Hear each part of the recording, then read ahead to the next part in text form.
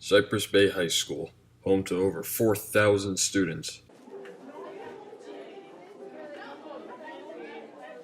all of different shapes, sizes, races, and cultures. But what do they all have in common? Nearly every single one of them has a cell phone. My name is Al Ortiz, and I am in ninth grade. Okay, when did you first get your phone? I got my phone in sixth grade. I would like to say. I must be like 7 years old. I don't know, fifth grade. Fifth grade. Fifth grade. When I was 11. I first got my phone when I turned 11 years old. According to recent studies, 78% of teens own a cell phone, of which about half are smartphones. I have an iPhone 4. I have a Samsung. I don't know. An iPhone 5S. An iPhone 5. Now I have an iPhone 5C. Right now? Yeah. iPhone. So what does this all mean for American students? Steve Jobs famously unveiled the iPhone in 2007.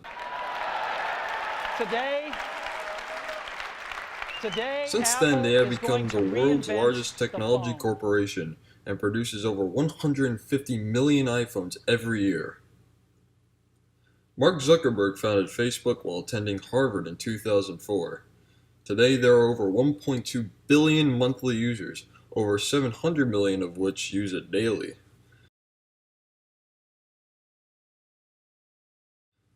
"95% of teenagers aged 12 to 29 use the internet regularly, and most of them have Facebook accounts.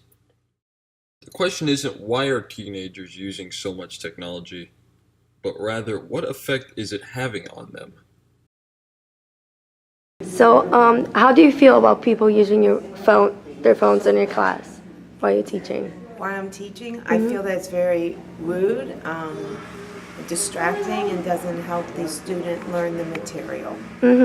And how do you feel about phones in general? Like, In general, yeah, like people using it at school and things like that. I think people are over attached to their phones. I think it's become part of their bodies and creates a lot of anxiety if kids or even adults don't have their phones. So in some senses they're good because they allow you immediate contact with people, but in another sense they're poor because everybody's like has to text immediately and get responses immediately and can't wait for things. In the past, the most advanced piece of technology you would find in a classroom would be a television, if you happen to have one that worked.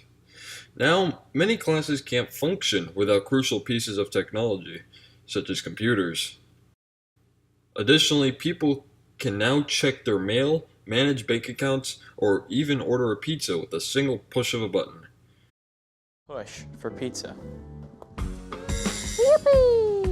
The Push for Pizza app sends out your request along with your payment info and pizza preference. And hot pizza shows up at your door, all paid up, even the tip. Push for pizza. Yeah, it's real. Download for free on the App Store. Life has never been easier than it is right now. So what's the problem?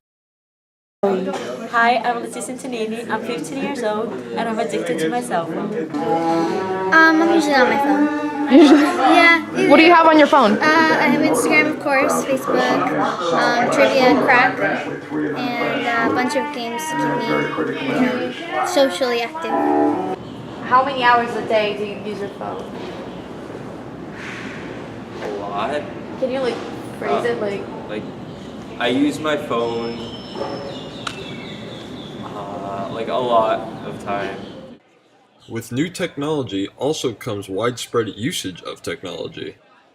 As a result, students find themselves using technology more than actually interacting with other people. On average, Americans spend about 12 hours a day with their digital media.